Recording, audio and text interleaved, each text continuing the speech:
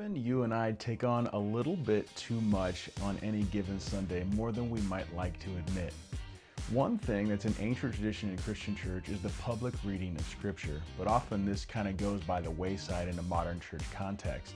But I would like to encourage you to rethink that. If you often are the sole person reading the Scripture you're going to preach on that Sunday, I would encourage you to consider building a team of people who are good at reading in public.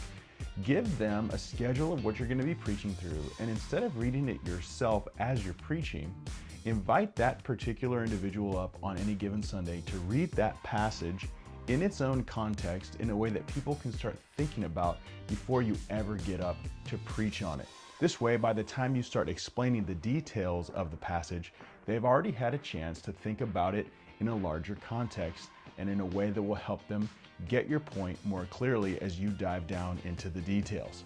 One resource I would recommend to help you think through this would be a book by Max McLean called Unleashing the Word.